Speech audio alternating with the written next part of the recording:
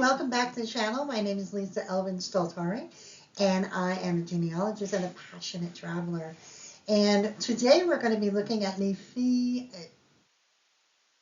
the marriageable girls. So I've got two series that are going concurrently, Les Filles du Roi and Les Filles Marie.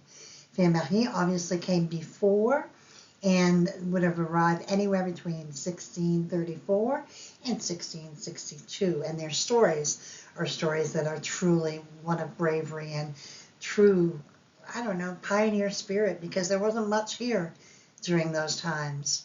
So with that being said, let's get on with the show. But before we begin, let me show you ways you can help the channel grow. Subscribe, like, and notify. Those are all free and very important. Those likes really help. Any comments you put on, that helps as well. All those algorithms are amazing. And other ways to help the channel grow are financial, and that is a contribution. That would be the YouTube memberships, which are very nice, and it starts at 99 cents for my channel and it goes all the way to $24.99. And each level gets you different perks and that sort of thing. And of course, you're supporting my work. So thank you to all of you who have done so. You can also do that over at my website, PayPal, and contribute as well, either on a concurrent, as a monthly or a one-time. A lot of people do it monthly. A lot of people just do. A lot of people have been starting to do this, the super thanks, which I find really, really sweet. And so, when they have a particular episode that they really like, they will contribute. It's like a tip almost, so it's really kind of fun. When I see it come through, I'm like, oh, they must have really liked that. So with that being said, let's get on with the show and get to know our Filles Marie of this episode. Today's episode of Les Filles Marie is episode 115, Marie Grandry, and she comes to us from a viewer request. Let's get to know Marie a little bit better. Marie was born in 1645 in Paris, France. Her parents were Claude Grandry and Jeanne Toussaint. Now, she is from the region of Paris called Saint-André-des-Arts. And this church, which was a medieval church, served a community of artisans, scholars, and merchants. It was, of course, demolished during the French Revolution. And its site became Place Saint-André-des-Arts, and you can see it in the middle of the bottom screen. That is Place Saint-André-des-Arts, and on the right you have a depiction of the church as it would have existed. Today the area is truly a hub of cafes and shops and preserve the name and legacy of the former church. This particular parish is found in the 6th arrondissement of Paris, which is also called Luxembourg, centered around Saint-Germain-des-Prés, and has long been a hub also of intellectual, artistic, and political life. It was home to the French aristocracy, with the Luxembourg Palace built for Marie de Médicis in the 17th century. By the 19th, it was a center for literary salons, attracting writers like Victor Hugo. In the 20th century, it also attracted figures like Jean-Paul Sartre and Simone de Beauvoir. And you can imagine them at the very famous and historical cafes that are there. And so this is truly a cultural part of Paris that you need to explore. We don't have any information about what precipitated Marie's journey to New France. All we know is that she would arrive in 1662. Groom that she selected and who selected her, his name Jacques David de Pontiffe, and he was born in 1631 in Bracquemont in France. His parents were Blaise David and Flavie Morel, and as you can see on the map, it's in the Normandy region, and inside of that it's the Seine-Maritime département. Remember, the département is like a county. Bracquemont, it is really near Dieppe. It's a very coastal region, and it features really rolling farmlands and cliffs typical of the area. Historically, Bracquemont has been shaped by its proximity to the English Channel, with connections to medieval trade, the 100 Years' War, and World War II activities near Dieppe. The local economy has traditionally relied on agriculture, including dairy farming and flax cultivation. Visitors to the region often explore nearby Dieppe, known for its maritime history, its castle, and its scenic coastline.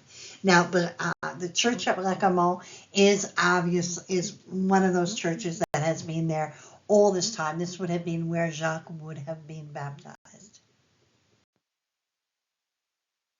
Jacques would come to New France as a matelot, which is a sailor and ship repairman. His job was to caulk the seams between the wooden planks to make them watertight using hemp rope, which was forced into the gaps with a chisel. As the rope swelled, it effectively sealed the ship and kept the water out. You can imagine how important this job was. And so they were married August 29, 1662, at Château Richer. Château Richer, founded in 1626 by Samuel de Champlain, is one of Quebec's oldest settlements. It hosted the first farm in the St. Lawrence Valley and later became home to Jesuit missions and seigneuries. By 1646, land concessions were granted, and in 1678 it became New France's first rural parish, La Visitation de Notre-Dame. It was also the first organized village in New France in 1753. Now, many of Quebec's oldest families trace their roots here. It stretched along Route 138, originally the King's Road, and the town remains a historical landmark with its 17th century church, symbolizing its enduring legacy. And I've got a link to some very interesting articles about Château Richer, and really, I was amazed by the detail and all of that. So have a look at that if this is where your family comes from. And in the 1666 census, we have Jacques David, and we have him at 35. Marie is 20. Marie David, their young daughter, is 2. And Jean David is 1. The following year, we have Jacques David, and we have Marie Grandry, as she is known there. Marie, Jean. They've got the 2 kids, they've got 2 beasts, which are like 2 cattle, and 8 alpavalars, about 6 acres of land. They would go on to have 6 children. We first have Marie, who married Noël Favron and would have 3 children, all of whom survived. She then married Joseph Brodière and would have 1 child, who survived.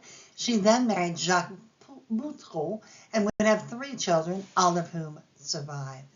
Jean would marry Marianne Prévost and would have 4 children, 3 of whom survived.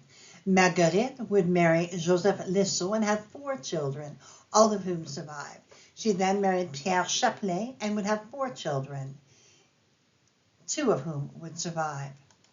Jeanne would marry Germain Gagne and have 5 children, all of whom would survive, but 3 would leave descendants. Jacques would marry Jeanne Saint-Étienne in Acadia, but as far as we can tell, did not leave any descendants. Please correct me, my Acadian researchers, if that is not true. Anne married Vincent Gagnon and would have 6 children, all of whom made it to adulthood. Jacques would die sometime before the 1681 census. He would have died between the ages of 40 and 49. There was a 1672 land transaction and then nothing in the 1681 census. So somewhere in there, there is no burial record. Now, being that he was of the sea, it is highly likely that he probably drowned. Not because he was fairly young. I've seen that often. So again, no information other than my feeling. Now, Marie, he and Marie would have been married for anywhere from 10 to 19 years. And here we have the 1681 census, Marie, veuve, widow, at 30 years of age. Her children, Marie, Jean, Marguerite, Jeanne, Anne, Jacques, 3 bêtes à cordes, so 3 goats, and 10 alpavalars, about 8 acres of land. I find this fact so amazing. Marie would remain unmarried for the remainder of her life. dying at the incredible age of 83 in 1729. It was reported 90 on her burial record, but if you made it to 83, trust me, you probably looked 90 at that time. She would have left a legacy of 159 descendants as of 1729. Just an amazing story with Marie. I just think it's amazing when women are able to survive alone during this period. I mean, many did, and I don't judge them for it. But when I see a woman like her who was so young, and yet at that point said, you know what, I'm good. I'm good. I'm going to stay single. Perhaps because she was so young, she was kind of gutsy and courageous. So if you're a descendant of this remarkable woman, you can absolutely lay claim to having that fighting spirit, because obviously to live the remainder of your life and to reach the age of at least 83, just remarkable. She would have been alive to see grandchildren and great-grandchildren, which was not something that a lot of the filles du roi would have been able to, aspire to. So Marie, we salute your courage. We honor your bravery, and we are so thankful you came to our shores. Thank you so much for what you have done. You have obviously cemented your legacy, and we are ever so humbled by your sacrifices. So we bless your memory and we say your name, Marie Grandry. And with that, I will say thank you to my patrons, supporters, subscribers. All of you at one point or another have done so much to help this channel grow. Thank you ever so much.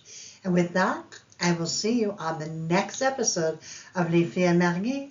Until then, au revoir.